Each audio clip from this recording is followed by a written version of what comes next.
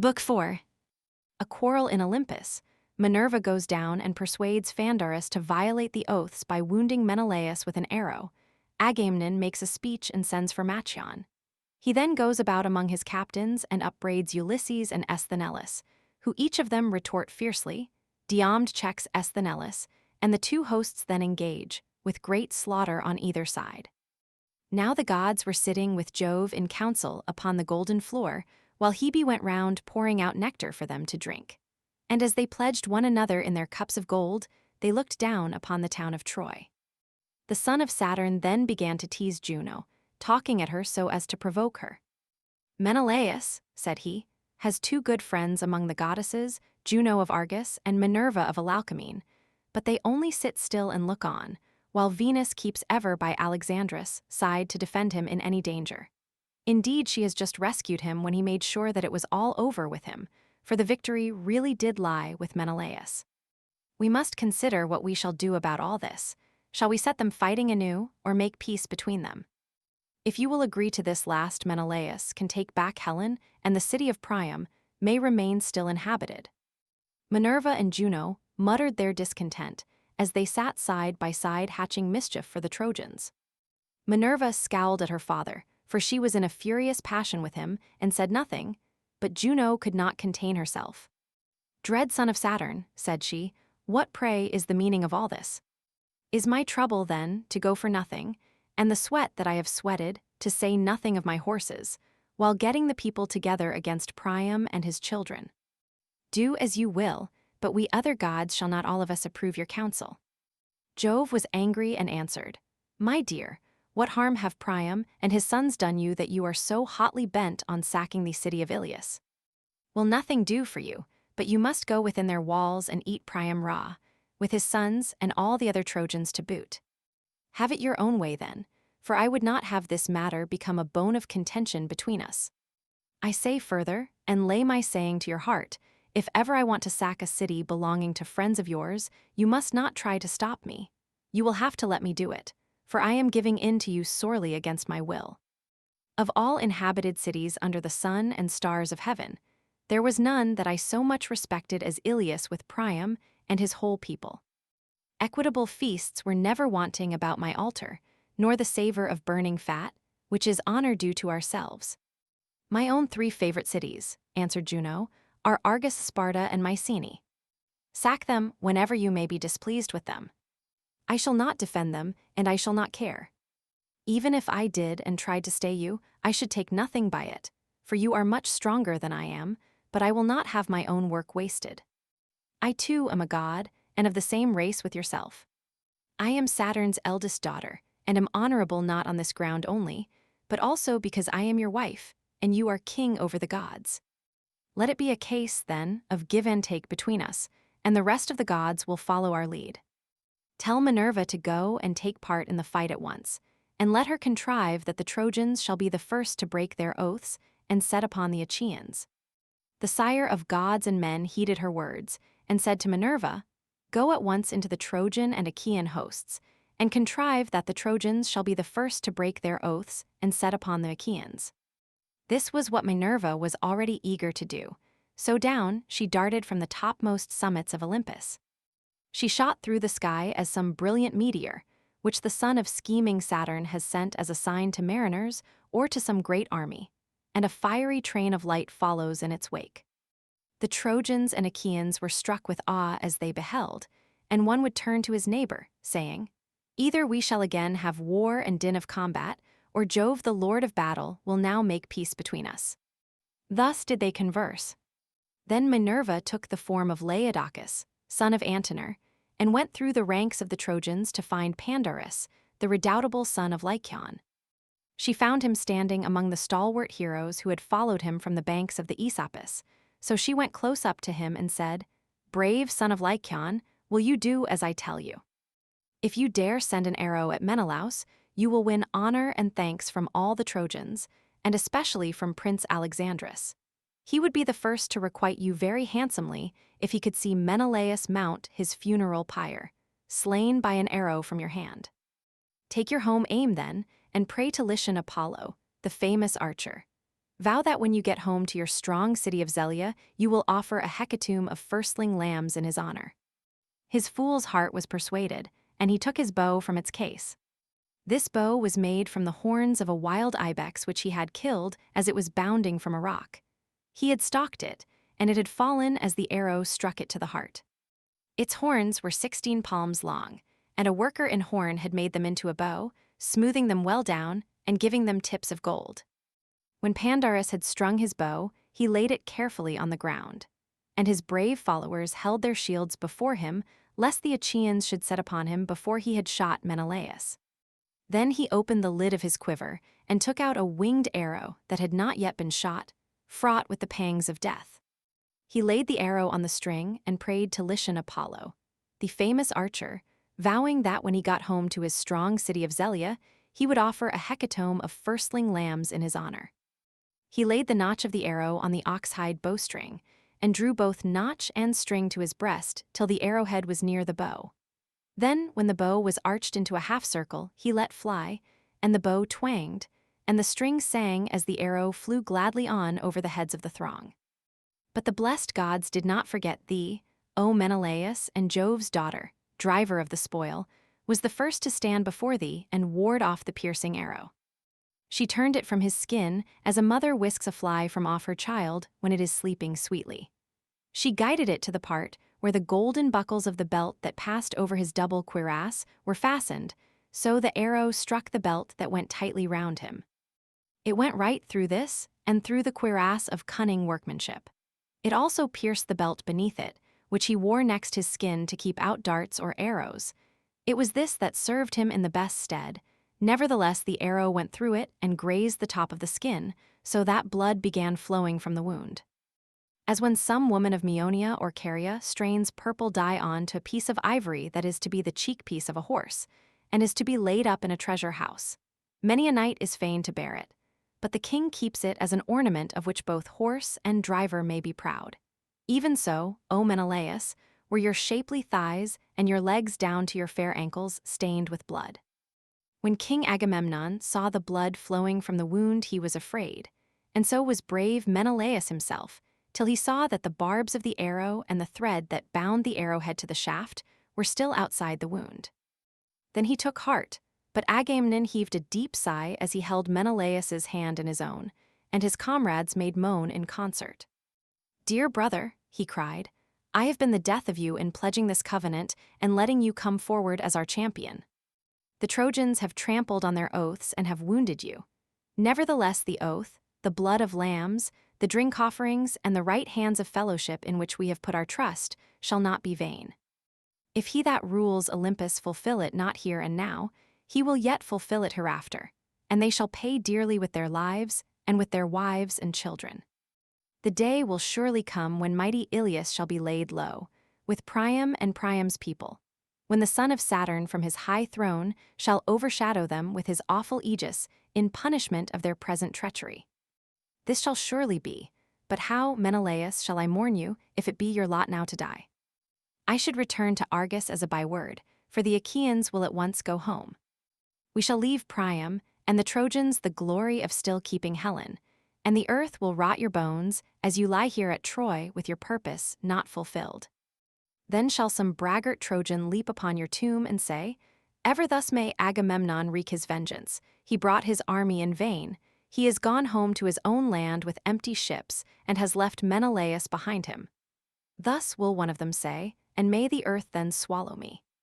But Menelaus reassured him and said, "Take heart, and do not alarm the people.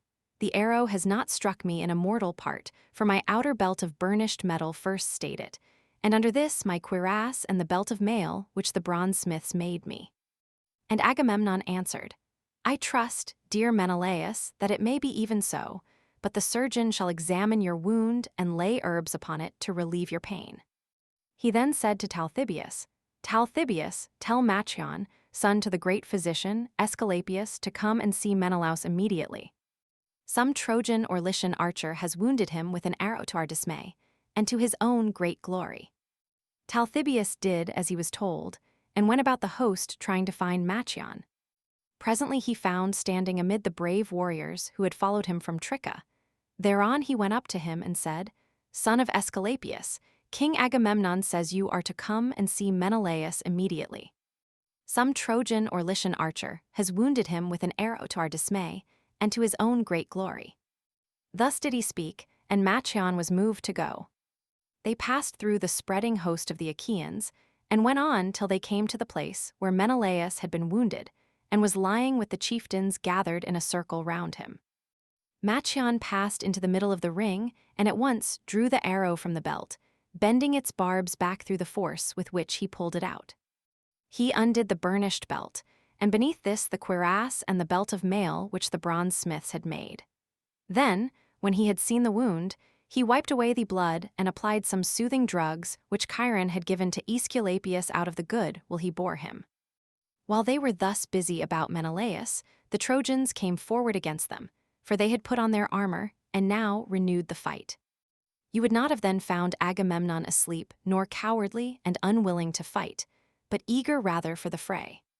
He left his chariot rich with bronze and his panting steeds in charge of Eurymedon, son of Ptolemaeus the son of Pereus, and bade him hold them in readiness against the time his limbs should weary of going about and giving orders to so many, for he went among the ranks on foot. When he saw men hasting to the front, he stood by them and cheered them on. "Argives," said he, "slacken not one whit in your onset. Father Jove will be no helper of liars. The Trojans have been the first to break their oaths and to attack us. Therefore they shall be devoured of vultures. We shall take their city and carry off their wives and children in our ships." But he angrily rebuked those whom he saw shirking and disinclined to fight. "Argives," he cried, "cowardly miserable creatures, have you no shame to stand here like frightened fawns who, when they can no longer scud over the plain, huddle together, but show no fight? You are as dazed and spiritless as deer. Would you wait till the Trojans reach the sterns of our ships as they lie on the shore, to see whether the son of Saturn will hold his hand over you to protect you?" Thus did he go about giving his orders among the ranks. Passing through the crowd, he came presently on the Cretans, arming round Idomeneus, who was at their head, fierce as a wild boar, while Merions was bringing up the battalions that were in the rear. Agamemnon was glad when he saw him, and spoke him fairly. "Idomeneus," said he, "I treat you with greater distinction than I do any others of the Achaeans, whether in war or in other things, or at table. When the princes are mixing my choicest wines in the mixing bowls, they have each of them a fixed allowance, but your cup is kept always full like my own, that you may drink whenever you are minded. Go, therefore, into battle, and show yourself the man you have been always proud to be." Idomeneus answered, "I will be a trusty comrade, as I promised you from the first I would be. Urge on the other Achaeans that we may join battle at once, for the Trojans have trampled upon their covenants. Death and destruction shall be theirs, seeing they have been the first to break their oaths and to attack us." The son of Atreus went on, glad at heart, till he came upon the two Ajaxes arming themselves amid a host of foot soldiers. As when a goatherd from some high post watches a storm drive over the deep before the west wind. Black as pitch is the offing, and a mighty whirlwind draws towards him, so that he is afraid and drives his flock into a cave. Even thus did the ranks of stalwart youths move in a dark mass to battle under the Ajaxes, horrid with shield and spear. Glad was King Agamemnon when he saw them. "No need," he cried, "to give orders to such leaders of the Argives as you are, for of your own selves you spur your men on to fight with might and main. Would, by Father Jove, Minerva, and Apollo, that all were so minded as you are, for the city of Priam would then soon fall beneath our hands, and we should sack it." With this he left them and went onward to Nestor, the facile speaker of the Pylians, who was marshalling his men and urging them on, in company with Pelagon, Alastor, Chromius, Heman, and Bias, shepherd of his people. He placed his knights with their chariots and horses in the front rank, while the foot soldiers, brave men and many, whom he could trust, were in the rear. The cowards he drove into the middle, that they might fight whether they would or no. He gave his orders to the knights first, bidding them hold their horses well in hand, so as to avoid confusion. "Let no man," he said, "relying on his strength or horsemanship, get before the others and engage singly with the Trojans, nor yet let him lag behind, or you will weaken your attack. But let each when he meets an enemy's chariot throw his spear from his own. This be much the best. This is how the men of old took towns and strongholds, in this wise were they minded. Thus did the old man charge them, for he had been in many a fight, and King Agamemnon was glad. I wish, he said to him, that your limbs were as supple and your strength as sure as your judgment is. But age, the common enemy of mankind, has laid his hand upon you. Would that it had fallen upon some other, and that you were still young.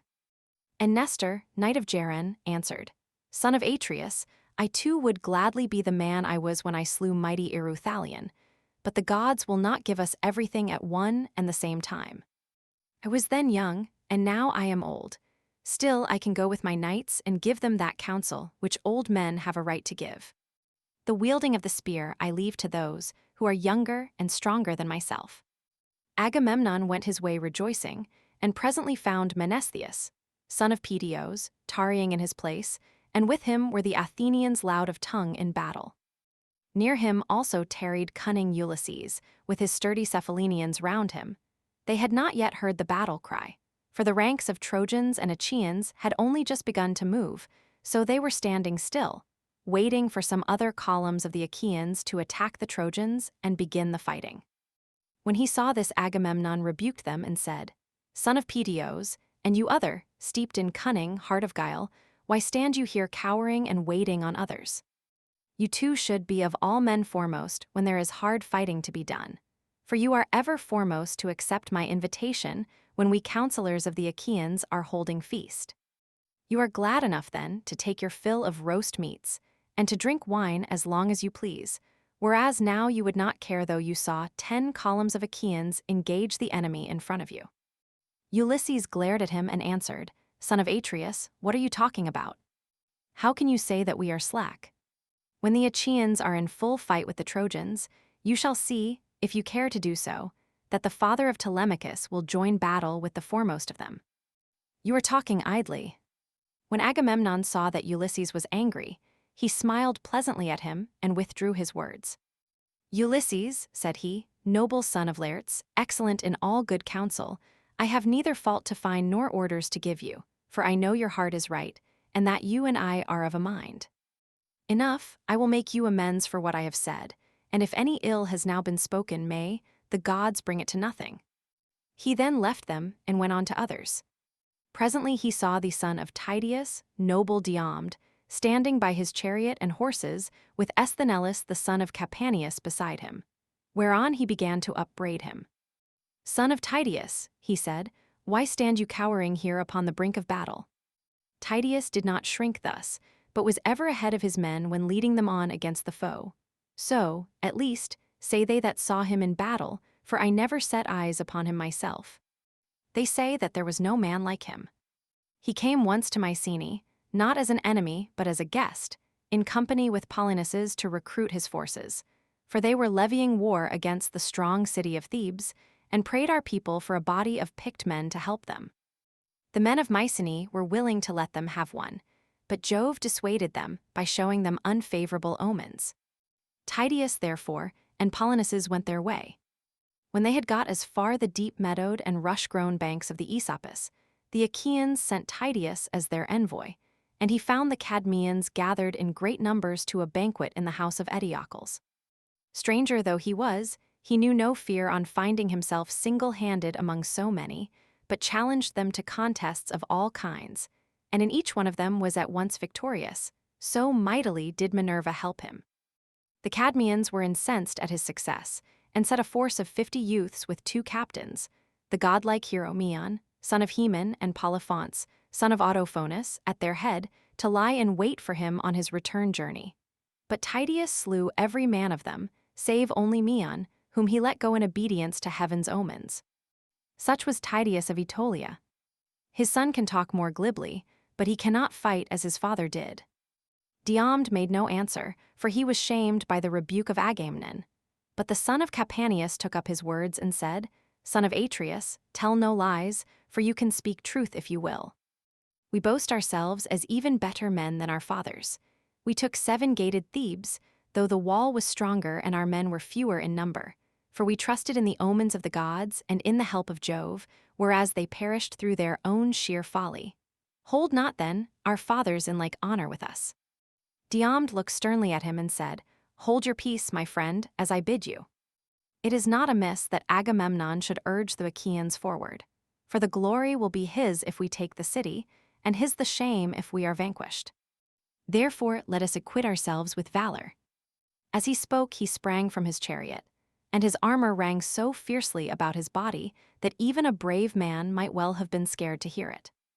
As when some mighty wave that thunders on the beach when the west wind has lashed it into fury, it has reared its head afar and now comes crashing down on the shore. It bows its arching crest high over the jagged rocks and spews its salt foam in all directions.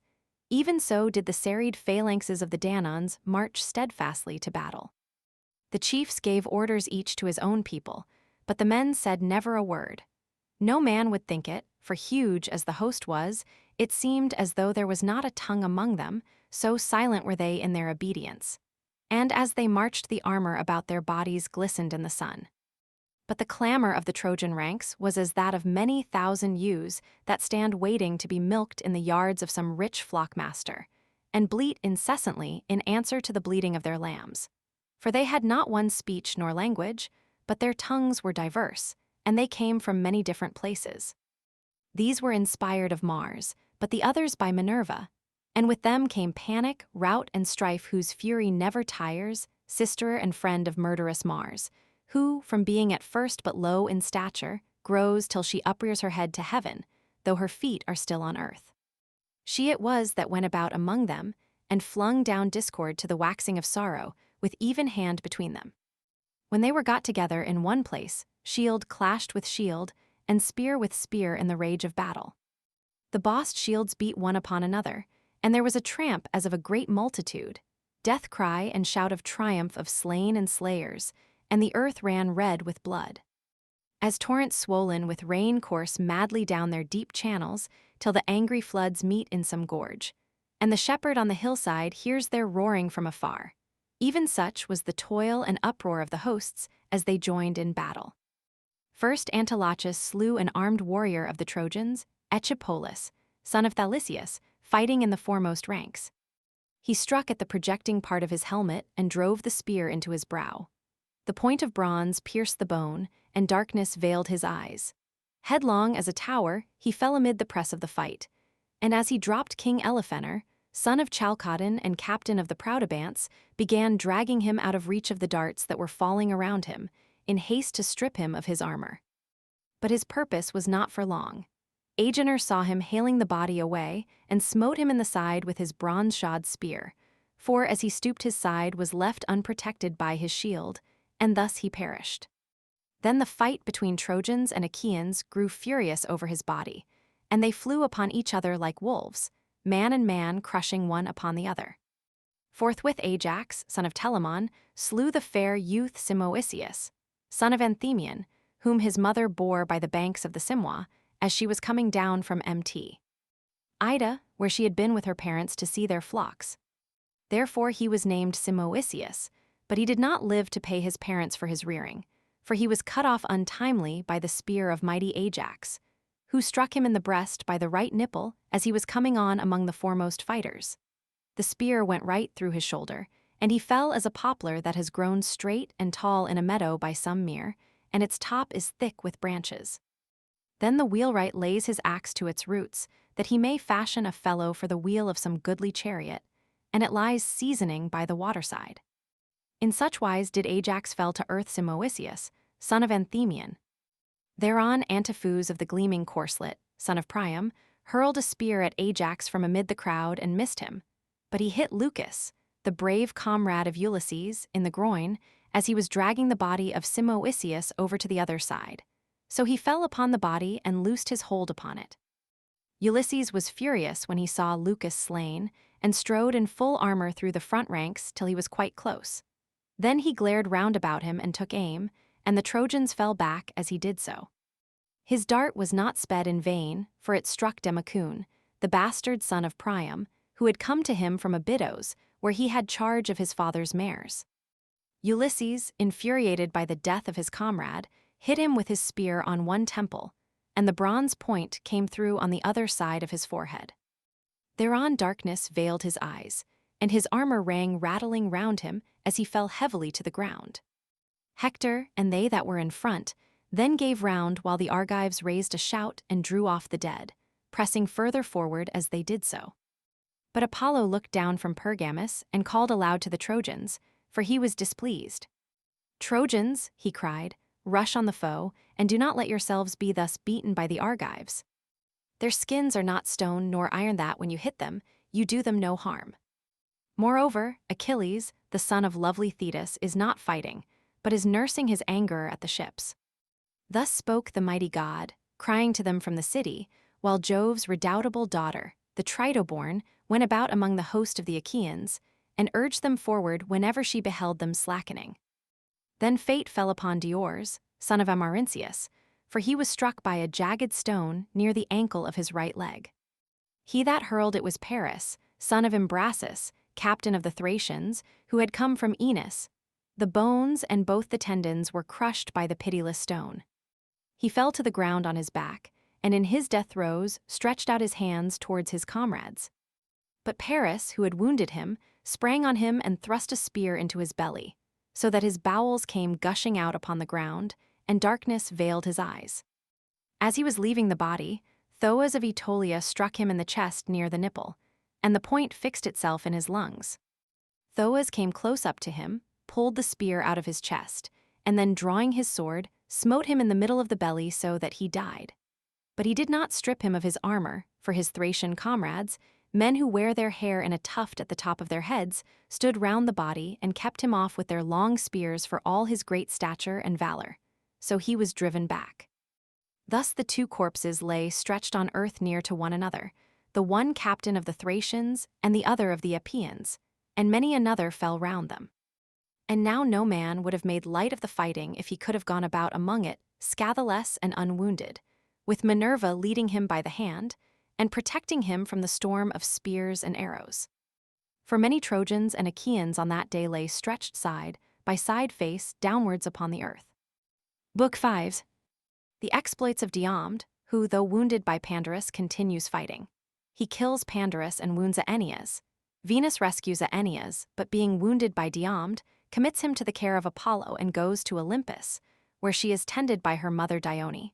Mars encourages the Trojans, and Aeneas returns to the fight cured of his wound. Minerva and Juno help the Achaeans, and by the advice of the former Diomed wounds Mars, who returns to Olympus to get cured. Then Pallas Minerva put valor into the heart of Diomed, son of Tydeus, that he might excel all the other Argives and cover himself with glory. She made a stream of fire flare from his shield, and helmet like the star that shines most brilliantly in summer after its bath in the waters of Oceanus. Even such a fire did she kindle upon his head and shoulders as she bade him speed into the thickest hurly-burly of the fight. Now there was a certain rich and honorable man among the Trojans, priest of Vulcan, and his name was Dares. He had 2 sons, Phegeus and Idaeus, both of them skilled in all the arts of war. These 2 came forward from the main body of Trojans, and set upon Diomed, he being on foot, while they fought from their chariot. When they were close up to one another, Phegeus took aim first, but his spear went over Diomed's left shoulder without hitting him. Diomed then threw, and his spear sped not in vain, for it hit Phegeus on the breast near the nipple, and he fell from his chariot. Idaeus did not dare to bestride his brother's body, but sprang from the chariot and took to flight, or he would have shared his brother's fate. Whereon Vulcan saved him by wrapping him in a cloud of darkness, that his old father might not be utterly overwhelmed with grief. But the son of Tydeus drove off with the horses, and bade his followers take them to the ships. The Trojans were scared when they saw the 2 sons of Dares, one of them in fright and the other lying dead by his chariot. Minerva, therefore, took Mars by the hand and said, "Mars, Mars, bane of men, blood-stained stormer of cities, may we not now leave the Trojans and Achaeans to fight it out, and see to which of the 2 Jove will vouchsafe the victory? Let us go away, and thus avoid his anger." So saying, she drew Mars out of the battle, and set him down upon the steep banks of the Scamander. Upon this the Danaans drove the Trojans back, and each one of their chieftains killed his man. First King Agamemnon flung mighty Odius, captain of the Halizoni, from his chariot. The spear of Agamemnon caught him on the broad of his back, just as he was turning in flight. It struck him between the shoulders and went right through his chest, and his armor rang rattling round him as he fell heavily to the ground. Then Idomeneus killed Thetis, son of Boris the Meonian, who had come from Varne. Mighty Idomeneus speared him on the right shoulder as he was mounting his chariot, and the darkness of death enshrouded him as he fell heavily from the car. The squires of Idomeneus spoiled him of his armor, while Menelaus, son of Atreus, killed Scamandrius the son of Strophius, a mighty huntsman and keen lover of the chase. Diana herself had taught him how to kill every kind of wild creature that is bred in mountain forests, but neither she nor his famed skill in archery could now save him, for the spear of Menelaus struck him in the back as he was flying. It struck him between the shoulders and went right through his chest, so that he fell headlong and his armor rang rattling round him. Merians then killed Phereclus the son of Tecton, who was the son of Hermon, a man whose hand was skilled in all manner of cunning workmanship, for Pallas Minerva had dearly loved him. He it was that made the ships for Alexandrus, which were the beginning of all mischief, and brought evil alike both on the Trojans and on Alexandrus himself, for he heeded not the decrees of heaven. Merians overtook him as he was flying, and struck him on the right buttock. The point of the spear went through the bone into the bladder, and death came upon him as he cried aloud and fell forward on his knees. Meges, moreover, slew Peteus, son of Antenor, who, though he was a bastard, had been brought up by Theno as one of her own children, for the love she bore her husband. The son of Phyleus got close up to him and drove a spear into the nape of his neck. It went under his tongue all among his teeth, so he bit the cold bronze and fell dead in the dust.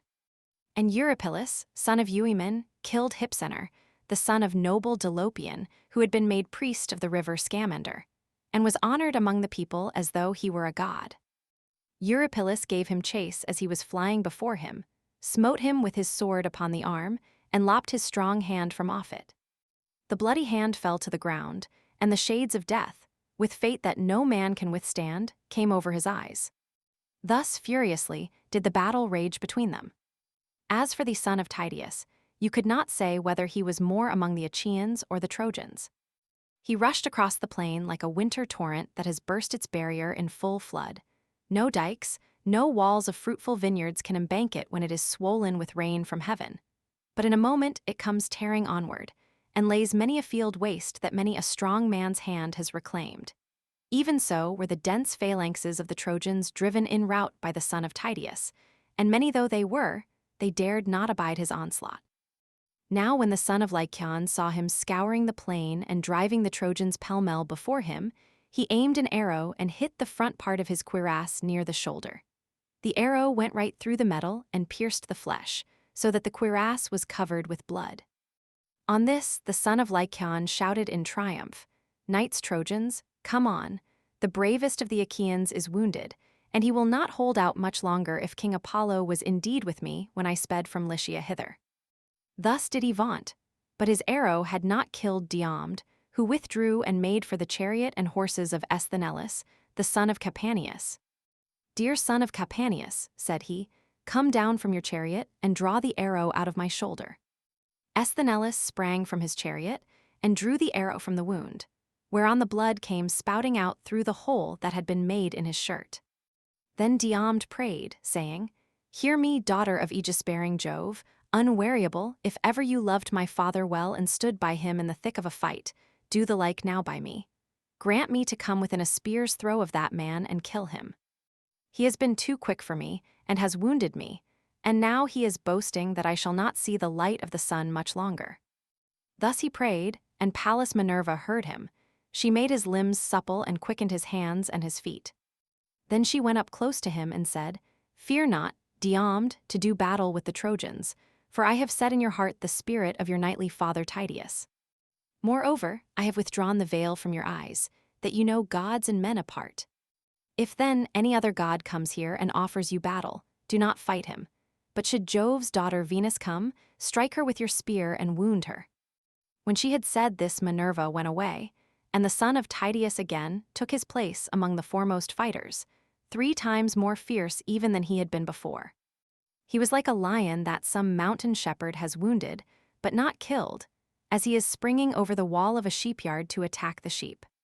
The shepherd has roused the brute to fury, but cannot defend his flock, so he takes shelter under cover of the buildings, while the sheep, panic-stricken on being deserted, are smothered in heaps one on top of the other, and the angry lion leaps out over the sheepyard wall. Even thus did Diomed go furiously about among the Trojans. He killed Astinus and Hyperon's shepherd of his people, the one with a thrust of his spear, which struck him above the nipple, the other with a sword cut on the collarbone that severed his shoulder from his neck and back. He let both of them lie, and went in pursuit of Abaz and Polyidus, sons of the old reader of dreams Eurydamas. They never came back for him to read them any more dreams, for mighty Diomed made an end of them. He then gave chase to Xanthus and Thune, the 2 sons of Phaenops, both of them very dear to him, for he was now worn out with age, and begat no more sons to inherit his possessions.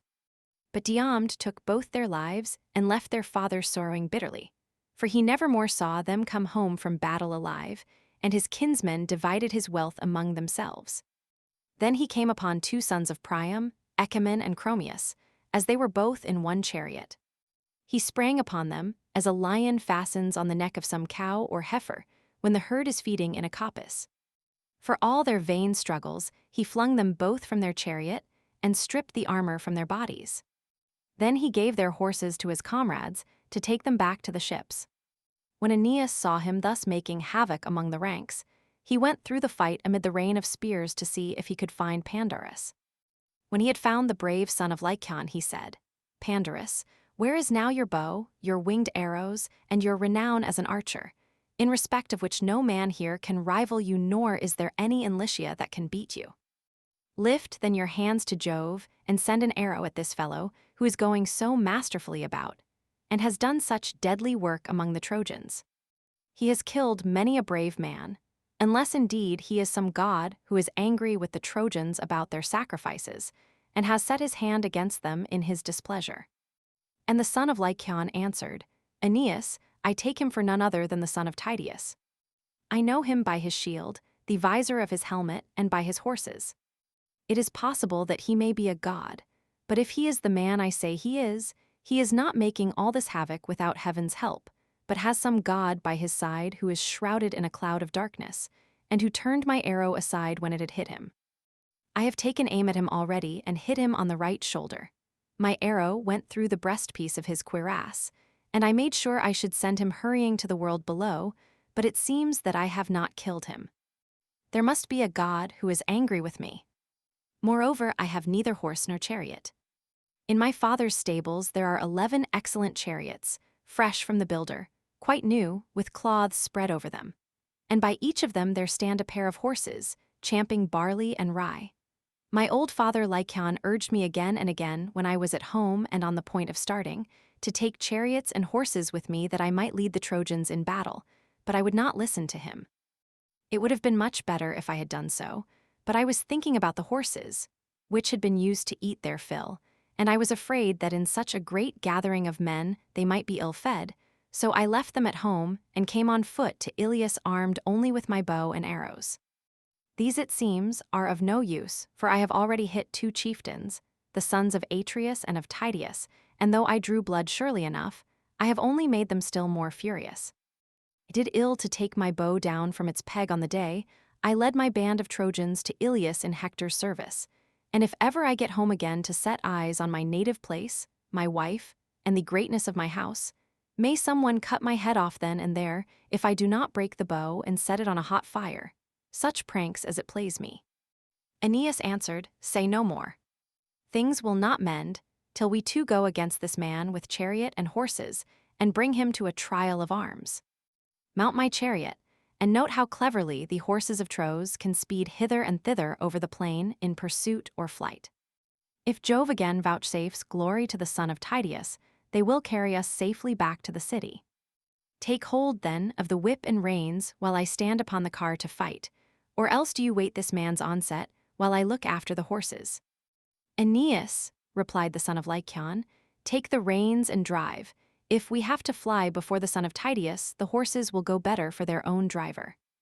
If they miss the sound of your voice when they expect it, they may be frightened and refuse to take us out of the fight. The son of Tydeus will then kill both of us and take the horses. Therefore drive them yourself, and I will be ready for him with my spear."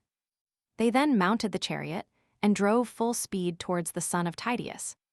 Esthenelus, son of Capaneus, saw them coming and said to Diomed, "Diomed, son of Tydeus, man after my own heart, I see two heroes speeding towards you, both of them men of might, the one a skillful archer, Pandarus son of Lycaon, the other Aeneas, whose sire is Anchises, while his mother is Venus. Mount the chariot and let us retreat. Do not, I pray you, press so furiously forward, or you may get killed." Diomed looked angrily at him and answered, "Talk not of flight, for I shall not listen to you. I am of a race that knows neither flight nor fear, and my limbs are as yet unwearied. I am in no mind to mount, but will go against them even as I am. Pallas Minerva bids me be afraid of no man, and even though one of them escape, their steeds shall not take both back again. I say further, and lay my saying to your heart, if Minerva sees fit to vouchsafe me the glory of killing both, stay your horses here and make the reins fast to the rim of the chariot. Then be sure you spring Aeneas, horses, and drive them from the Trojan to the Achaean ranks. They are of the stock that great Jove gave to Tros in payment for his son Ganymede, and are the finest that live and move under the sun. King Anchises stole the blood by putting his mares to them without Laomedon's knowledge, and they bore him 6 foals. 4 are still in his stables, but he gave the other 2 to Aeneas. We shall win great glory if we can take them." Thus did they converse, but the other 2 had now driven close up to them, and the son of Lycaon spoke first. "Great and mighty son," said he, "of noble Tydeus, my arrow failed to lay you low, so I will now try with my spear." He poised his spear as he spoke and hurled it from him. It struck the shield of the son of Tydeus. The bronze point pierced it and passed on till it reached the breastplate. Thereon the son of Lycaon shouted out and said, "You are hit clean through the belly. You will not stand out for long, and the glory of the fight is mine." But Diomed, all undismayed, made answer, "You have missed, not hit, and before you 2 see the end of this matter, one or other of you shall glut tough-shielded Mars with his blood." With this he hurled his spear, and Minerva guided it on to Pandarus's nose near the eye. It went crashing in among his white teeth. The bronze point cut through the root of his tongue, coming out under his chin, and his glistening armor rang rattling round him as he fell heavily to the ground. The horses started aside for fear, and he was reft of life and strength. Aeneas sprang from his chariot, armed with shield and spear, fearing lest the Achaeans should carry off the body. He bestrode it as a lion in the pride of strength, with shield and spear before him, and a cry of battle on his lips, resolute to kill the first that should dare face him. But the son of Tydeus caught up a mighty stone, so huge and great that as men now are it would take 2 to lift it. Nevertheless, he bore it aloft with ease unaided, and with this he struck Aeneas on the groin, where the hip turns in the joint that is called the cup bone. The stone crushed this joint, and broke both the sinews, while its jagged edges tore away all the flesh. The hero fell on his knees, and propped himself with his hand resting on the ground, till the darkness of night fell upon his eyes. And now Aeneas, king of men, would have perished then and there, had not his mother, Jove's daughter Venus, who had conceived him by Anchises when he was herding cattle, been quick to mark, and thrown her 2 white arms about the body of her dear son. She protected him by covering him with a fold of her own fair garment, lest some Danon should drive a spear into his breast and kill him. Thus, then, did she bear her dear son out of the fight. But the son of Capaneus was not unmindful of the orders that Diomed had given him. He made his own horses fast, away from the hurly-burly, by binding the reins to the rim of the chariot. Then he sprang upon Aeneas's horses and drove them from the Trojan to the Achaean ranks. When he had so done, he gave them over to his chosen comrade Dapolus, whom he valued above all others as the one who was most like-minded with himself, to take them on to the ships. He then remounted his own chariot, seized the reins, and drove with all speed in search of the son of Tydeus. Now the son of Tydeus was in pursuit of the Cyprian goddess, spear in hand, for he knew her to be feeble and not one of those goddesses that can lord it among men in battle like Minerva or Enio, the waster of cities. And when at last, after a long chase, he caught her up, he flew at her and thrust his spear into the flesh of her delicate hand. The point tore through the ambrosial robe which the Graces had woven for her, and pierced the skin between her wrist and the palm of her hand, so that the immortal blood, or ichor, that flows in the veins of the blessed gods, came pouring from the wound. For the gods do not eat bread nor drink wine, hence they have no blood such as ours, and are immortal. Venus screamed aloud and let her son fall, but Phoebus Apollo caught him in his arms and hid him in a cloud of darkness, lest some Danon should drive a spear into his breast and kill him, and Diomed shouted out as he left her, "Daughter of Jove, leave war and battle alone, can you not be contented with beguiling silly women? If you meddle with fighting, you will get what will make you shudder at the very name of war." The goddess went dazed and discomfited away, and Iris, fleet as the wind, drew her from the throng, in pain and with her fair skin all besmirched. She found fierce Mars waiting on the left of the battle, with his spear and his 2 fleet steeds resting on a cloud. Whereon she fell on her knees before her brother and implored him to let her have his horses. "Dear brother," she cried, "save me, and give me your horses to take me to Olympus where the gods dwell. I am badly wounded by a mortal, the son of Thetis, who would now fight even with Father Jove." Thus she spoke, and Mars gave her his gold-bedizened steeds. She mounted the chariot sick and sorry at heart, while Iris sat beside her and took the reins in her hand. She lashed her horses on, and they flew forward nothing loth, till in a trice they were at high Olympus, where the gods have their dwelling. There she stayed them, unloosed them from the chariot, and gave them their ambrosial forage. But Venus flung herself on to the lap of her mother Dione, who threw her arms about her and caressed her, saying, "Which of the heavenly beings has been treating you in this way, as though you had been doing something wrong in the face of day?" And laughter-loving Venus answered, "Proud Diomed, the son of Tydeus, wounded me because I was bearing my dear son Aeneas, whom I love best of all mankind, out of the fight. The war is no longer one between Trojans and Achaeans, for the Danons have now taken to fighting with the immortals." "Bear it, my child," replied Dione, "and make the best of it. We dwellers in Olympus have to put up with much at the hands of men, and we lay much suffering on one another. Mars had to suffer when Otis and Ephialtes, children of Alois, bound him in cruel bonds, so that he lay 13 months imprisoned in a vessel of bronze. Mars would have then perished had not fair Erebia, stepmother to the sons of Alois, told Mercury, who stole him away when he was already well-nigh worn out by the severity of his bondage. Juno, again, suffered when the mighty son of Amphitryon wounded her on the right breast with a 3-barbed arrow, and nothing could assuage her pain. So also did huge Hades, when this same man, the son of aegis-bearing Jove, hit him with an arrow even at the gates of hell and hurt him badly. Thereon Hades went to the house of Jove on great Olympus, angry and full of pain. And the arrow in his brawny shoulder caused him great anguish till Paean healed him by spreading soothing herbs on the wound, for Hades was not of mortal mold. Daring, headstrong, evildoer who recked not of his sin in shooting the gods that dwell in Olympus.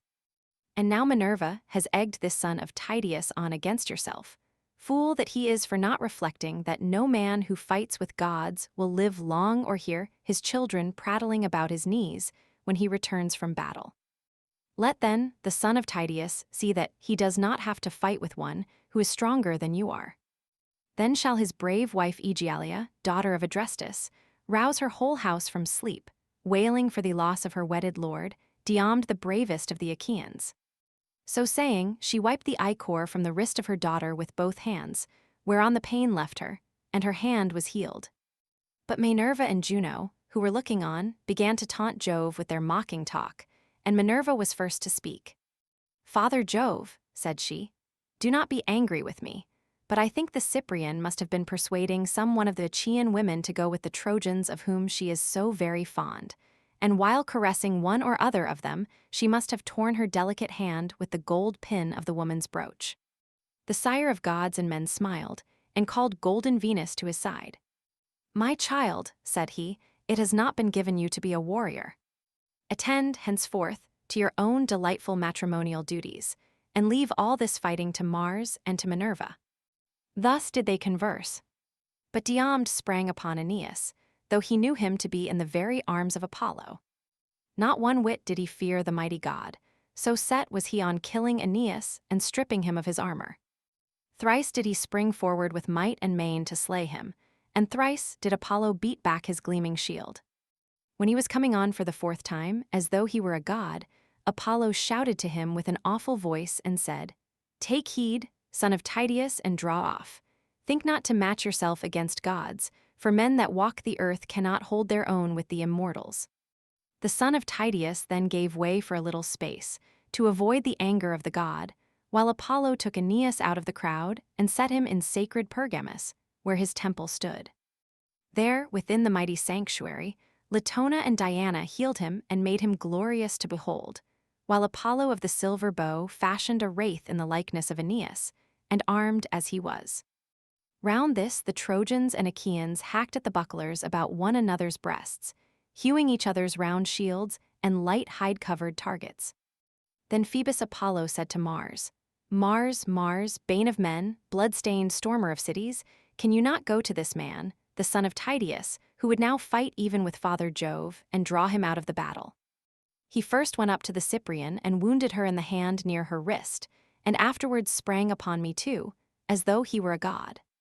He then took his seat on the top of Pergamus, while murderous Mars went about among the ranks of the Trojans, cheering them on in the likeness of fleet Acamas, chief of the Thracians. "Sons of Priam," said he, "how long will you let your people be thus slaughtered by the Achaeans? Would you wait till they are at the walls of Troy? Aeneas the son of Anchises has fallen, he whom we held in as high honor as Hector himself. Help me, then, to rescue our brave comrade from the stress of the fight." With these words he put heart and soul into them all. Then Sarpedon rebuked Hector very sternly. "Hector," said he, "where is your prowess now? You used to say that though you had neither people nor allies, you could hold the town alone with your brothers and brothers-in-law. I see not one of them here. They cower as hounds before a lion. It is we, your allies, who bear the brunt of the battle. I have come from afar, even from Lycia and the banks of the river Xanthus, where I have left my wife, my infant son, and much wealth to tempt whoever is needy. Nevertheless, I head my Lycian soldiers and stand my ground against any who would fight me, though I have nothing here for the Achaeans to plunder, while you look on, without even bidding your men stand firm in defense of their wives. See that you fall not into the hands of your foes as men caught in the meshes of a net, and they sack your fair city forthwith. Keep this before your mind night and day, and beseech the captains of your allies to hold on without flinching, and thus put away their reproaches from you." So spoke Sarpedon, and Hector smarted under his words. He sprang from his chariot clad in his suit of armor, and went about among the host brandishing his 2 spears, exhorting the men to fight and raising the terrible cry of battle. Then they rallied and again faced the Achaeans, but the Argives stood compact and firm, and were not driven back. As the breezes sport with the chaff upon some goodly thrashing floor, when men are winnowing, while yellow Ceres blows with the wind to sift the chaff from the grain, and the chaff heaps grow whiter and whiter. Even so did the Achaeans whiten in the dust which the horses' hoofs raised to the firmament of heaven, as their drivers turned them back to battle, and they bore down with might upon the foe. Fierce Mars, to help the Trojans, covered them in a veil of darkness, and went about everywhere among them, inasmuch as Phoebus Apollo had told him that, when he saw Pallas Minerva leave the fray, he was to put courage into the hearts of the Trojans, for it was she who was helping the Danaans. Then Apollo sent Aeneas forth from his rich sanctuary, and filled his heart with valor, whereon he took his place among his comrades, who were overjoyed at seeing him alive, sound, and of a good courage. But they could not ask him how it had all happened, for they were too busy with the turmoil raised by Mars and by strife, who raged insatiably in their midst. The 2 Ajaxes, Ulysses and Diomed, cheered the Danaans on, fearless of the fury and onset of the Trojans. They stood as still as clouds, which the son of Saturn has spread upon the mountain tops, when there is no air and fierce Boreas sleeps with the other boisterous winds, whose shrill blasts scatter the clouds in all directions. Even so did the Danaans stand firm and unflinching against the Trojans. The son of Atreus went about among them and exhorted them. "My friends," said he, "quit yourselves like brave men, and shun dishonor in one another's eyes amid the stress of battle. They that shun dishonor more often live than get killed, but they that fly save neither life nor name." As he spoke, he hurled his spear and hit one of those who were in the front rank, the comrade of Aeneas, Decaun son of Pergasus, whom the Trojans held in no less honor than the sons of Priam, for he was ever quick to place himself among the foremost. The spear of King Agamemnon struck his shield and went right through it, for the shield stayed at naught. It drove through his belt into the lower part of his belly, and his armor rang rattling round him as he fell heavily to the ground. Then Aeneas killed 2 champions of the Danaans, Crethon and Orsilochus.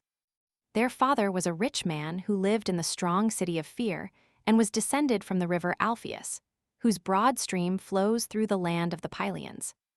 The river begat Orsilochus, who ruled over much people and was father to Diocles, who in his turn begat twin sons, Crethon and Orsilochus, well skilled in all the arts of war. These, when they grew up, went to Ilias with the Argive fleet in the cause of Menelaus and Agamemnon sons of Atreus, and there they both of them fell. As 2 lions whom their dam has reared in the depths of some mountain forest to plunder homesteads and carry off sheep and cattle till they get killed by the hand of man, so were these 2 vanquished by Aeneas, and fell like high pine trees to the ground.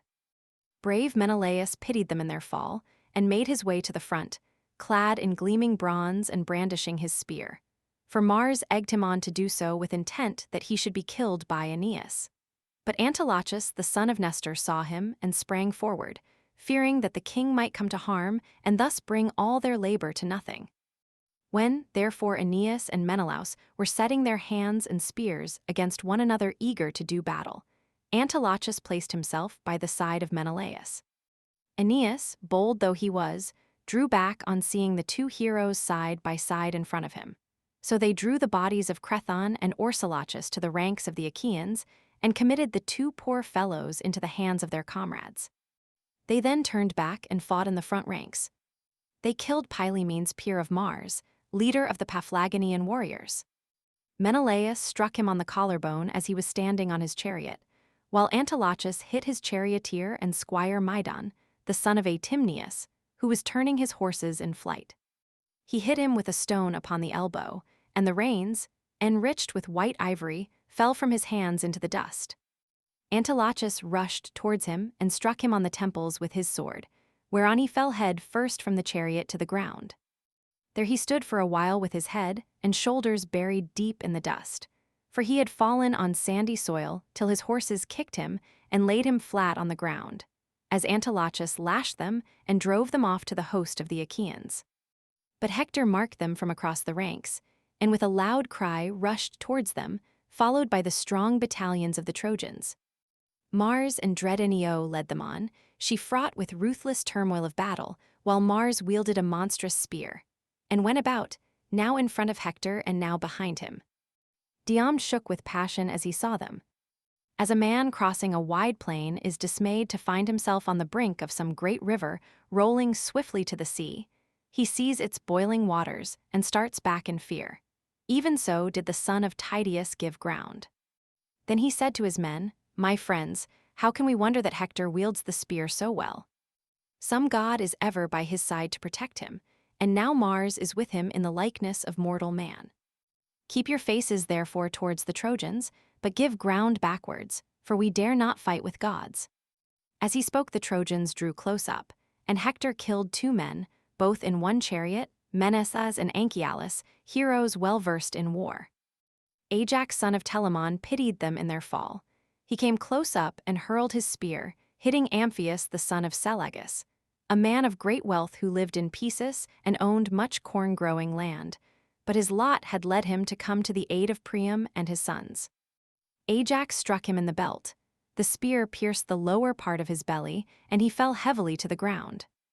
Then Ajax ran towards him to strip him of his armor, but the Trojans rained spears upon him, many of which fell upon his shield.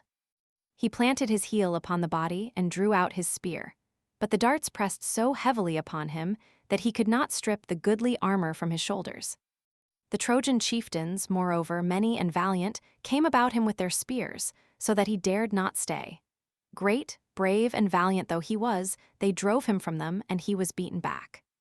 Thus, then, did the battle rage between them. Presently the strong hand of fate impelled Tlepolemus, the son of Hercules, a man both brave and of great stature, to fight Sarpedon. So the two, son and grandson of great Jove, drew near to one another, and Tlepolemus spoke first. "Sarpedon," said he, "counselor of the Lycians, why should you come skulking here, you who are a man of peace? They lie who call you son of aegis-bearing Jove, for you are little like those who were of old his children. Far other was Hercules, my own brave and lion-hearted father, who came here for the horses of Laomedon, and though he had 6 ships only and few men to follow him, sacked the city of Iliad and made a wilderness of her highways. You are a coward, and your people are falling from you. For all your strength, and all your coming from Lycia, you will be no help to the Trojans, but will pass the gates of Hades vanquished by my hand." And Sarpedon, captain of the Lycians, answered, "Tlepolemus, your father overthrew Ilias by reason of Laomedon's folly in refusing payment to one who had served him well. He would not give your father the horses which he had come so far to fetch. As for yourself, you shall meet death by my spear. You shall yield glory to myself, and your soul to Hades of the noble steeds." Thus spoke Sarpedon, and Tlepolemus upraised his spear. They threw at the same moment, and Sarpedon struck his foe in the middle of his throat. The spear went right through, and the darkness of death fell upon his eyes. Tlepolemus's spear struck Sarpedon on the left thigh with such force that it tore through the flesh and grazed the bone, but his father as yet warded off destruction from him. His comrades bore Sarpedon out of the fight, in great pain by the weight of the spear that was dragging from his wound. They were in such haste and stress as they bore him that no one thought of drawing the spear from his thigh so as to let him walk uprightly. Meanwhile the Achaeans carried off the body of Tlepolemus, whereon Ulysses was moved to pity, and panted for the fray as he beheld them. He doubted whether to pursue the son of Jove or to make slaughter of the Lycian rank and file. It was not decreed, however, that he should slay the son of Jove. Minerva, therefore, turned him against the main body of the Lycians. He killed Coeranus, Alastor, Chromius, Alcindrus, Halius, Nomen, and Prytanes, and would have slain yet more had not great Hector marked him, and sped to the front of the fight clad in his suit of mail, filling the Danaans with terror. Sarpedon was glad when he saw him coming, and besought him, saying, "Son of Priam, let me not be here to fall into the hands of the Danaans. Help me, and since I may not return home to gladden the hearts of my wife and of my infant son, let me die within the walls of your city." Hector made him no answer, but rushed onward to fall at once upon the Achaeans and kill many among them. His comrades then bore Sarpedon away, and laid him beneath Jove's spreading oak tree. Pelagon, his friend and comrade, drew the spear out of his thigh, but Sarpedon fainted, and a mist came over his eyes. Presently he came to himself again, for the breath of the north wind, as it played upon him, gave him new life, and brought him out of the deep swoon into which he had fallen. Meanwhile the Argives were neither driven towards their ships by Mars and Hector, nor yet did they attack them. When they knew that Mars was with the Trojans, they retreated, but kept their faces still turned towards the foe. Who, then, was first, and who last to be slain by Mars and Hector? They were valiant Teuthras, and Orestes the renowned charioteer, Tretus the Aetolian warrior, Oenomaus, Helenus the son of Oenops, and Orspius of the gleaming girdle, who was possessed of great wealth, and dwelt by the Cephisian lake with the other Boeotians who lived near him, owners of a fertile country. Now when the goddess Juno saw the Argives thus falling, she said to Minerva, "Alas, daughter of aegis-bearing Jove, unweariable, the promise we made Menelaus that he should not return till he had sacked the city of Iliad will be of no effect if we let Mars rage thus furiously. Let us go into the fray at once." Minerva did not gainsay her. Thereon the august goddess, daughter of great Saturn, began to harness her gold-bedizened steeds. Hebe, with all speed, fitted on the 8-spoked wheels of bronze that were on either side of the iron axle-tree. The felloes of the wheels were of gold, imperishable, and over these there was a tire of bronze, wondrous to behold. The naves of the wheels were silver, turning round the axle upon either side. The car itself was made with plated bands of gold and silver, and it had a double top rail running all round it. From the body of the car there went a pole of silver, onto the end of which she bound the golden yoke, with the bands of gold that were to go under the necks of the horses. Then Juno put her steeds under the yoke, eager for battle and the war cry. Meanwhile Minerva flung her richly embroidered vesture, made with her own hands, onto her father's threshold, and donned the shirt of Jove, arming herself for battle. She threw her tasseled aegis about her shoulders, wreathed round with rout as with a fringe, and on it were strife and strength, and panic whose blood runs cold. Moreover, there was the head of the dread monster Gorgon grim and awful to behold, portent of aegis-bearing Jove. On her head she set her helmet of gold, with 4 plumes, and coming to a peak both in front and behind, decked with the emblems of 100 cities. Then she stepped into her flaming chariot and grasped the spear, so stout and sturdy and strong, with which she quells the ranks of heroes who have displeased her. Juno lashed the horses on, and the gates of heaven bellowed as they flew open of their own accord, gates over which the hours preside, in whose hands are heaven and Olympus, either to open the dense cloud that hides them, or to close it. Through these the goddesses drove their obedient steeds, and found the son of Saturn sitting all alone on the topmost ridges of Olympus. There Juno stayed her horses, and spoke to Jove the son of Saturn, lord of all. "Father Jove," said she, "are you not angry with Mars for these high doings?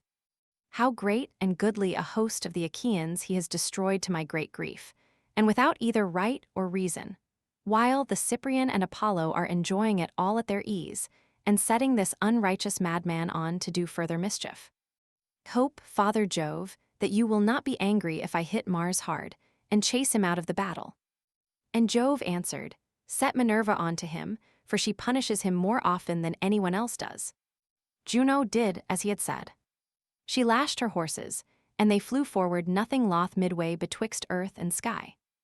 As far as a man can see when he looks out upon the sea from some high beacon, so far can the loud neighing horses of the gods spring at a single bound. When they reached Troy and the place where its 2 flowing streams Simwa and Scamander meet, there Juno stayed them and took them from the chariot. She hid them in a thick cloud, and Simwa made ambrosia spring up for them to eat. The 2 goddesses then went on, flying like turtle doves in their eagerness to help the Argives. When they came to the part where the bravest and most in number were gathered about mighty Diomed, fighting like lions or wild boars of great strength and endurance, there Juno stood still and raised a shout like that of brazen-voiced Stentor, whose cry was as loud as that of 50 men together. "Argives," she cried, "shame on cowardly creatures, brave in semblance only. As long as Achilles was fighting, if his spear was so deadly that the Trojans dared not show themselves outside the Dardanian gates, but now they sally far from the city and fight even at your ships." With these words she put heart and soul into them all, while Minerva sprang to the side of the son of Tydeus, whom she found near his chariot and horses, cooling the wound that Pandarus had given him. For the sweat caused by the hand that bore the weight of his shield irritated the hurt. His arm was weary with pain, and he was lifting up the strap to wipe away the blood. The goddess laid her hand on the yoke of his horses and said, "The son of Tydeus is not such another as his father." Tydeus was a little man, but he could fight, and rushed madly into the fray even when I told him not to do so. When he went all unattended as envoy to the city of Thebes among the Cadmeans, I bade him feast in their houses and be at peace. But with that high spirit which was ever present with him, he challenged the youth of the Cadmeans, and at once beat them in all that he attempted, so mightily did I help him. I stand by you 2 to protect you, and I bid you be instant in fighting the Trojans.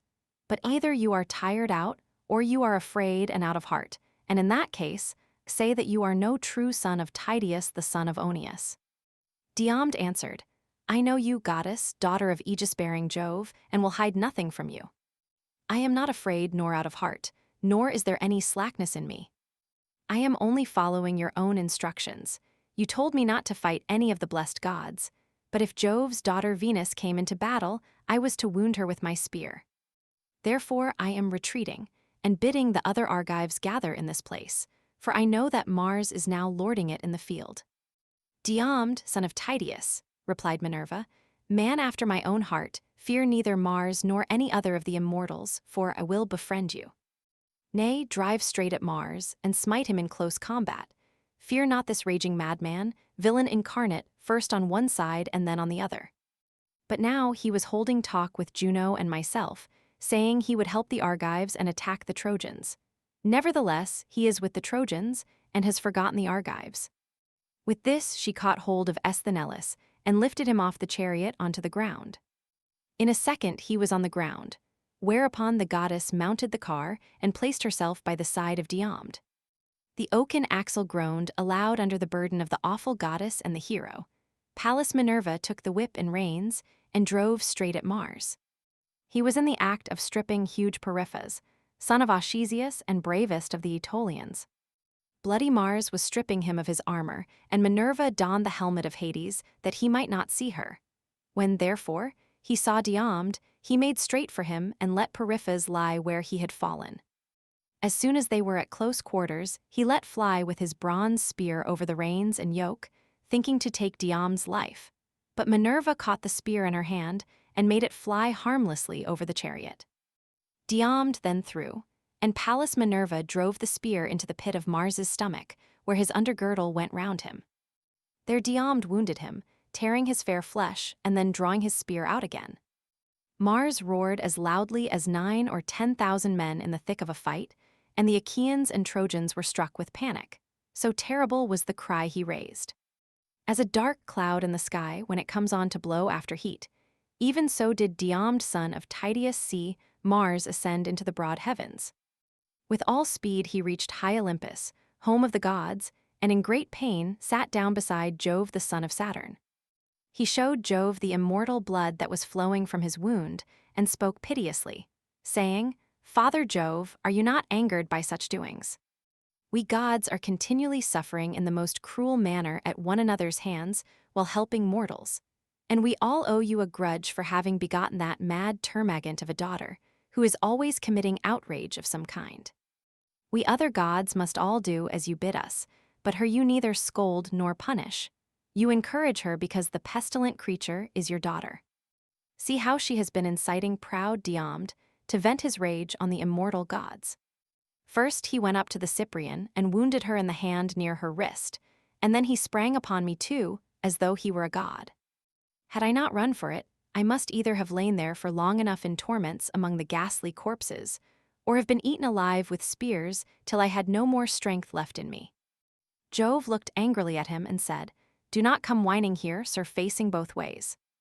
I hate you worst of all the gods in Olympus, for you are ever fighting and making mischief. You have the intolerable and stubborn spirit of your mother Juno. It is all I can do to manage her, and it is her doing that you are now in this plight. Still, I cannot let you remain longer in such great pain. You are my own offspring, and it was by me that your mother conceived you. If, however, you had been the son of any other god, you are so destructive that by this time you should have been lying lower than the Titans." He then bade Paeon heal him, whereon Paeon spread pain-killing herbs upon his wound and cured him, for he was not of mortal mold. As the juice of the fig tree curdles milk, and thickens it in a moment though it is liquid, even so instantly did Paeon cure fierce Mars. Then Hebe washed him, and clothed him in goodly raiment, and he took his seat by his father Jove, all glorious to behold. But Juno of Argus and Minerva of Alalcomene, now that they had put a stop to the murderous doings of Mars, went back again to the house of Jove. Book 6. Glaucus and Diomed, the story of Bellerophon, Hector, and Andromache. The fight between Trojans and Achaeans was now left to rage as it would, and the tide of war surged hither and thither over the plain as they aimed their bronze-shod spears at one another between the streams of Simwa and Xanthus. First, Ajax son of Telamon, tower of strength to the Achaeans, broke a phalanx of the Trojans, and came to the assistance of his comrades by killing Acamas son of Eusorus, the best man among the Thracians, being both brave and of great stature. The spear struck the projecting peak of his helmet. Its bronze point then went through his forehead into the brain, and darkness veiled his eyes. Then Diomed killed Axylus son of Teuthranus, a rich man who lived in the strong city of Aris and was beloved by all men. For he had a house by the roadside and entertained everyone who passed. Howbeit not one of his guests stood before him to save his life, and Diomed killed both him and his squire Calesius, who was then his charioteer. So the pair passed beneath the earth. Euryalus killed Dressus and Opheltius, and then went in pursuit of Aesepus and Pedasus, whom the naiad nymph of Barbaria had borne to noble Bucolion. Bucolion was eldest son to Laomedon, but he was a bastard. While tending his sheep he had converse with the nymph, and she conceived twin sons. These the son of Mecistius now slew, and he stripped the armor from their shoulders. Polypoetes then killed Astyalus, Ulysses Pittites of Percote, and Teucer Eretown.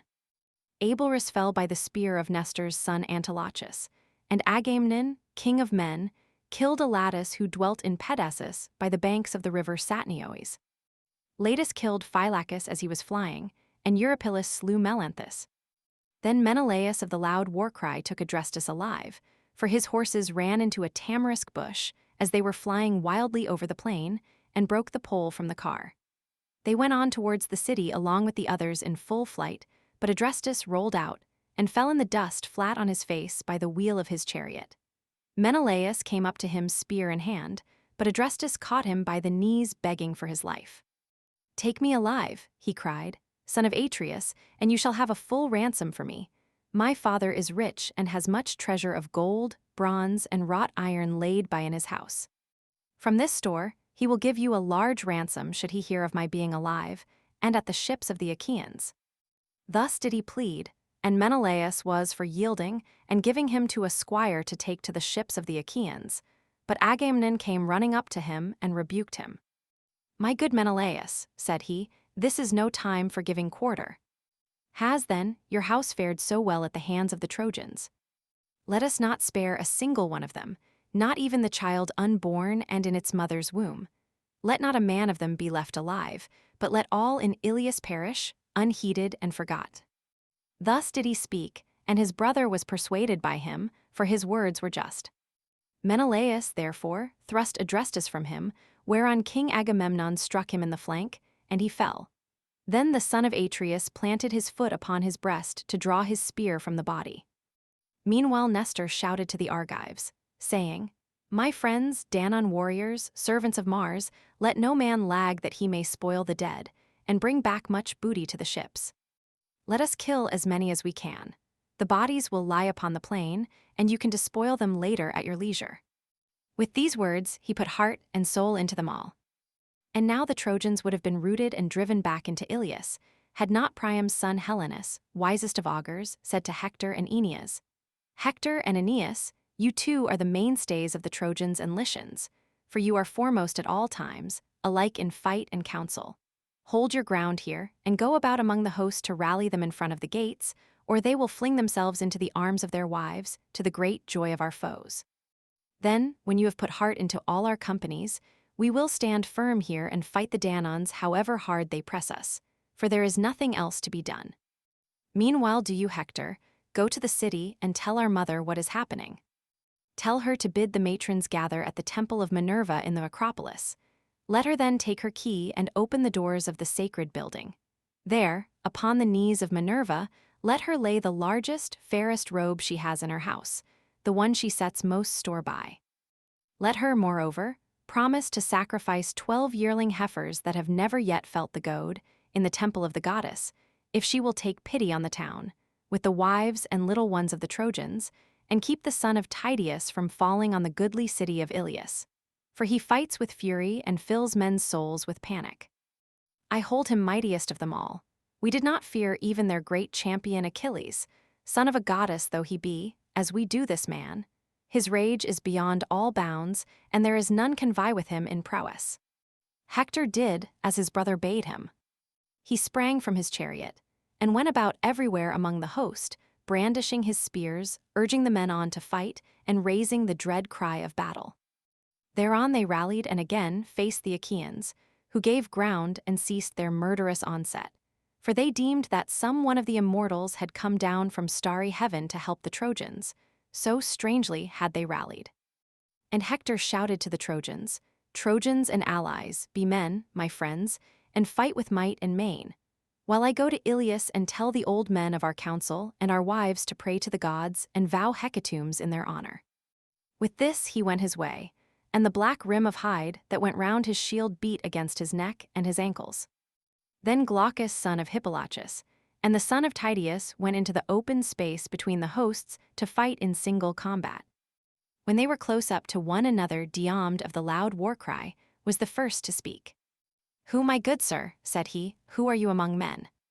I have never seen you in battle until now, but you are daring beyond all others if you abide my onset.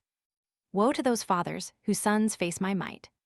If, however, you are one of the immortals and have come down from heaven, I will not fight you, for even valiant Lycurgus, son of Dryas, did not live long when he took to fighting with the gods.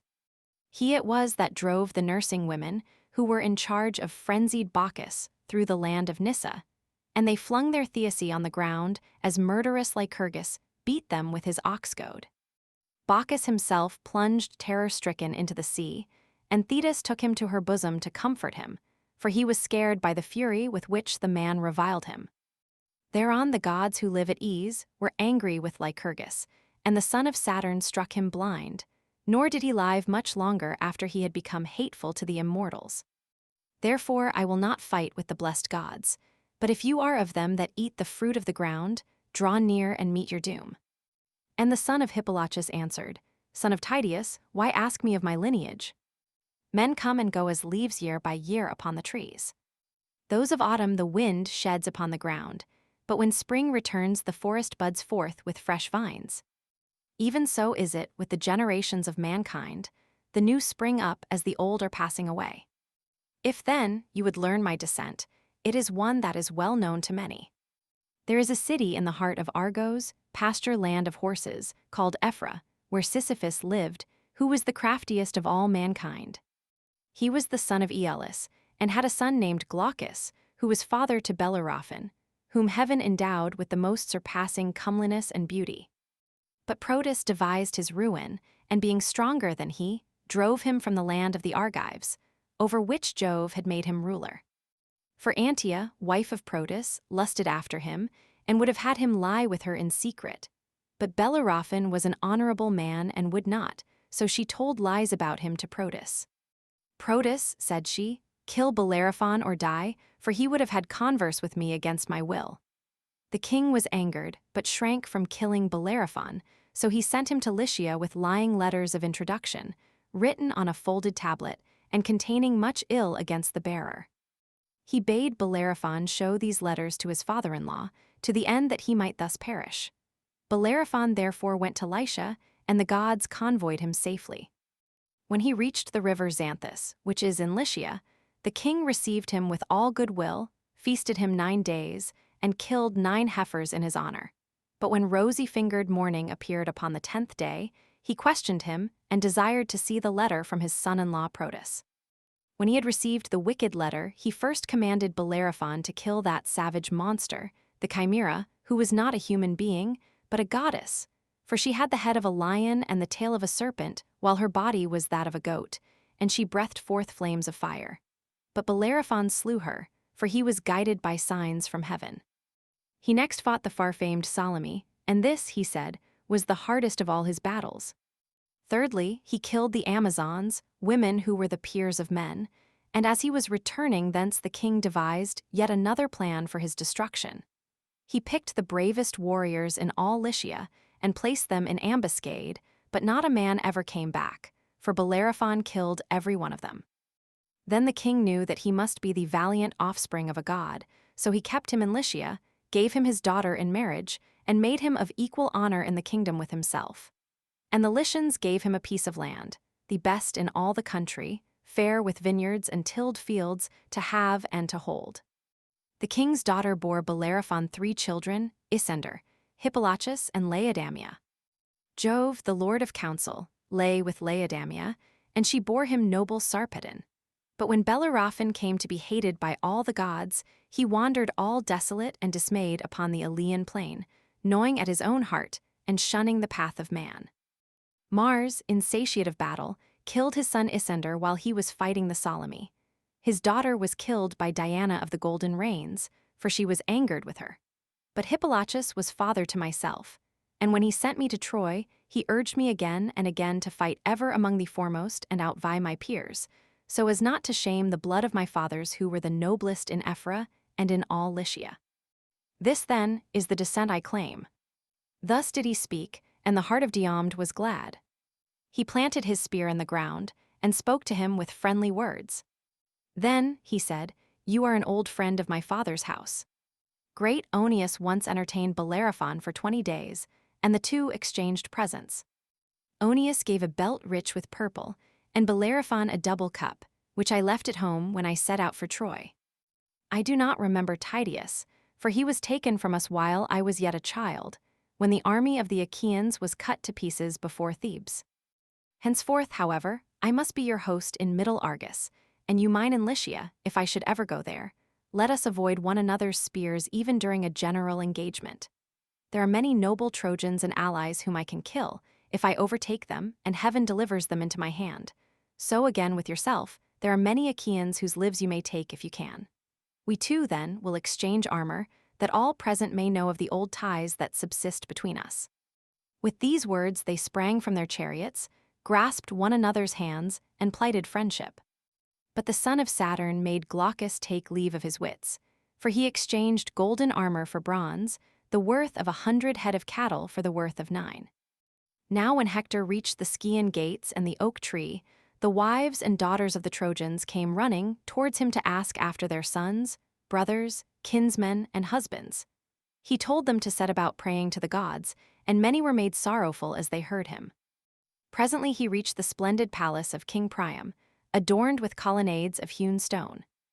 In it there were 50 bedchambers, all of hewn stone, built near one another, where the sons of Priam slept, each with his wedded wife.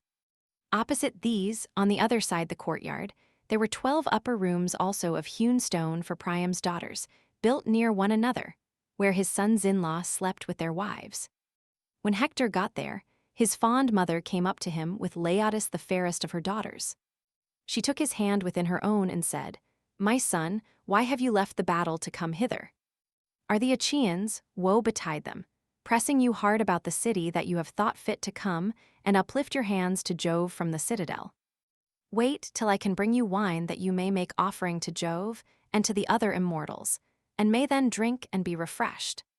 Wine gives a man fresh strength when he is wearied, as you now are with fighting on behalf of your kinsmen." And Hector answered, "Honored mother, bring no wine, lest you unman me and I forget my strength. I dare not make a drink offering to Jove with unwashed hands. One who is bespattered with blood and filth may not pray to the son of Saturn. Get the matrons together, and go with offerings to the temple of Minerva, driver of the spoil. There, upon the knees of Minerva, lay the largest and fairest robe you have in your house, the one you set most store by.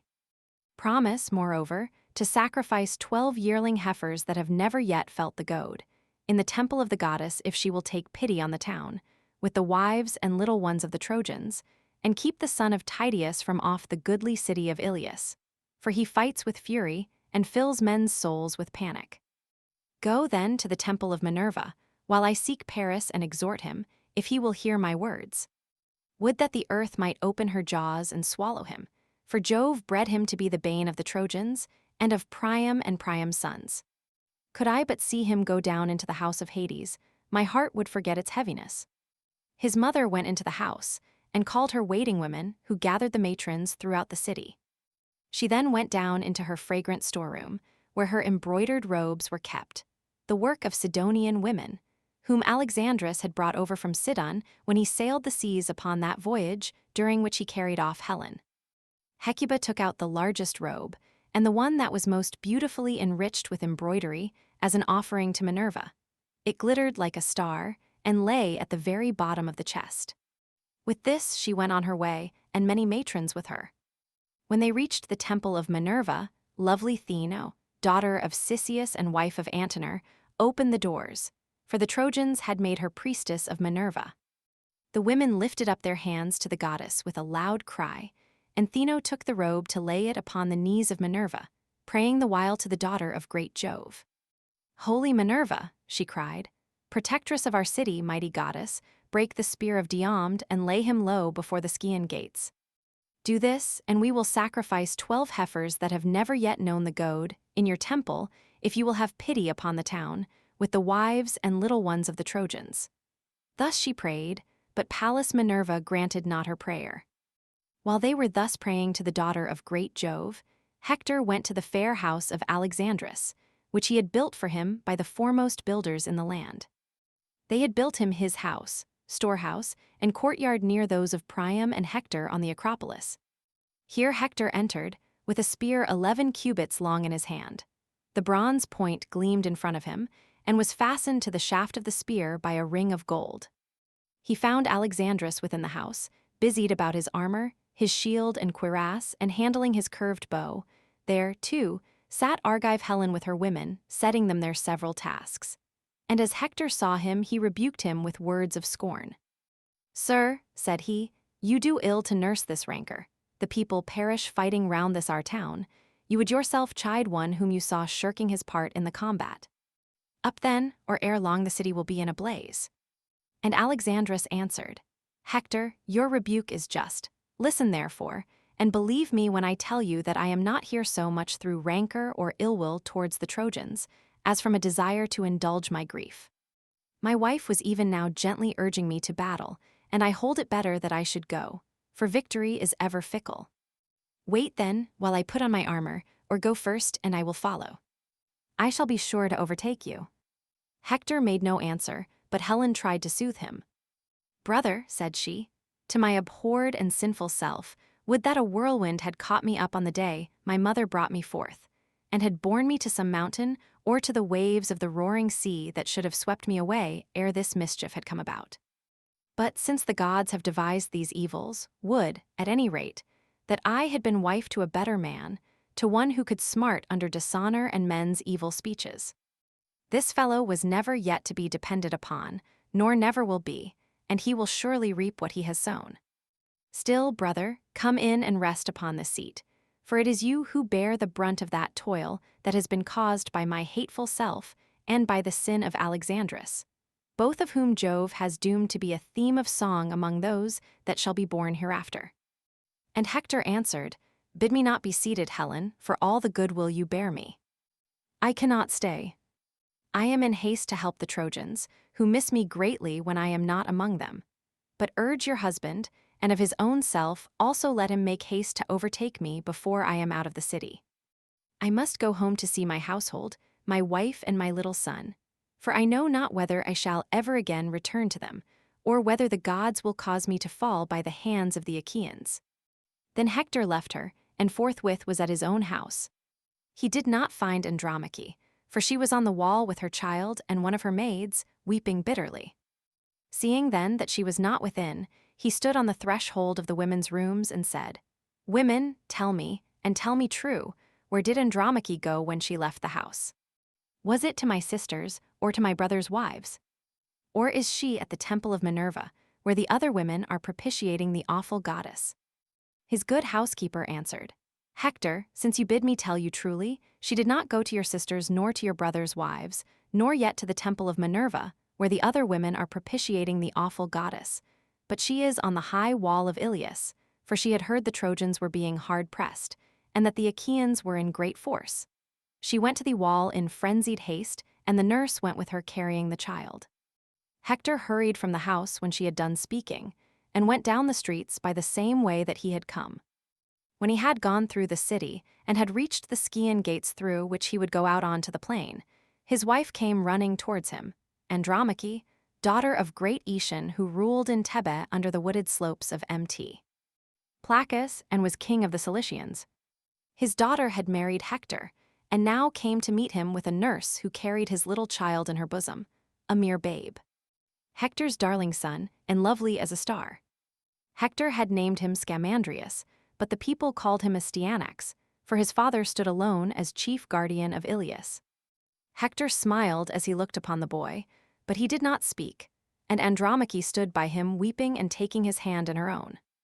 "Dear husband," said she, "your valor will bring you to destruction.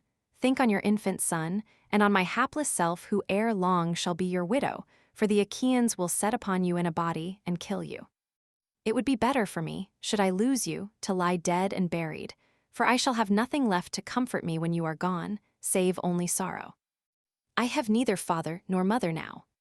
Achilles slew my father when he sacked Thebe, the goodly city of the Cilicians. He slew him, but did not for very shame despoil him. When he had burned him in his wondrous armor, he raised a barrow over his ashes, and the mountain nymphs, daughters of aegis-bearing Jove, planted a grove of elms about his tomb. I had 7 brothers in my father's house, but on the same day they all went within the house of Hades. Achilles killed them as they were with their sheep and cattle. My mother, her who had been queen of all the land under Mt. Placus, he brought hither with the spoil, and freed her for a great sum, but the archer-queen Diana took her in the house of your father. Nay, Hector, you who to me are father, mother, brother, and dear husband, have mercy upon me. Stay here upon this wall, make not your child fatherless and your wife a widow. As for the host, place them near the fig tree, where the city can be best scaled, and the wall is weakest. Thrice have the bravest of them come thither and assailed it, under the 2 Ajaxes, Idomeneus, the sons of Atreus, and the brave son of Tydeus, either of their own bidding, or because some soothsayer had told them. And Hector answered, Wife, I too have thought upon all this, but with what face should I look upon the Trojans, men or women, if I shirked battle like a coward? I cannot do so. I know nothing save to fight bravely in the forefront of the Trojan host, and win renown alike for my father and myself. Well do I know that the day will surely come when mighty Iliad shall be destroyed with Priam and Priam's people. But I grieve for none of these, not even for Hecuba, nor King Priam, nor for my brothers many and brave who may fall in the dust before their foes. For none of these do, I grieve as for yourself when the day shall come on which some one of the Achaeans shall rob you forever of your freedom, and bear you weeping away. It may be that you will have to ply the loom in Argos at the bidding of a mistress, or to fetch water from the springs Messes or Hypereia, treated brutally by some cruel taskmaster. Then will one say who sees you weeping, she was wife to Hector, the bravest warrior among the Trojans during the war before Iliad. On this, your tears will break forth anew for him who would have put away the day of captivity from you. May I lie dead under the barrow that is heaped over my body ere I hear your cry as they carry you into bondage. He stretched his arms towards his child, but the boy cried and nestled in his nurse's bosom, scared at the sight of his father's armor and at the horsehair plume that nodded fiercely from his helmet. His father and mother laughed to see him, but Hector took the helmet from his head and laid it all gleaming upon the ground. Then he took his darling child, kissed him, and dandled him in his arms, praying over him the while to Jove and to all the gods. Jove, he cried, grant that this my child may be even as myself, chief among the Trojans. Let him be not less excellent in strength, and let him rule Iliad with his might. Then may one say of him as he comes from battle, the son is far better than the father. May he bring back the blood-stained spoils of him whom he has laid low, and let his mother's heart be glad. With this he laid the child again in the arms of his wife, who took him to her own soft bosom, smiling through her tears. As her husband watched her, his heart yearned towards her, and he caressed her fondly, saying, My own wife, do not take these things too bitterly to heart. No one can hurry me down to Hades before my time, but if a man's hour is come, be he brave or be he coward, there is no escape for him when he has once been born. Go, then, within the house, and busy yourself with your daily duties, your loom, your distaff, and the ordering of your servants. For war is man's matter, and mine above all others of them that have been born in Iliad. He took his plumed helmet from the ground, and his wife went back again to her house, weeping bitterly and often looking back towards him. When she reached her home, she found her maidens within, and bade them all join in her lament. So they mourned Hector in his own house though he was yet alive, for they deemed that they should never see him return safe from battle and from the furious hands of the Achaeans. Paris did not remain long in his house. He donned his goodly armor overlaid with bronze, and hasted through the city as fast as his feet could take him. As a horse, stabled and fed, breaks loose and gallops gloriously over the plain to the place where he is wont to bathe in the fair-flowing river, he holds his head high, and his mane streams upon his shoulders as he exults in his strength and flies like the wind to the haunts and feeding ground of the mares. Even so went forth Paris from high Pergamus, gleaming like sunlight in his armor, and he laughed aloud as he sped swiftly on his way. Forthwith he came upon his brother Hector, who was then turning away from the place where he had held converse with his wife, and he was himself the first to speak. "Sir," said he, "I fear that I have kept you waiting when you are in haste, and have not come as quickly as you bade me." "My good brother," answered Hector, "you fight bravely, and no man with any justice can make light of your doings in battle. But you are careless and willfully remiss. It grieves me to the heart to hear the ill that the Trojans speak about you, for they have suffered much on your account. Let us be going, and we will make things right hereafter, should Jove vouchsafe us to set the cup of our deliverance before ever-living gods of heaven in our own homes, when we have chased the Achaeans from Troy."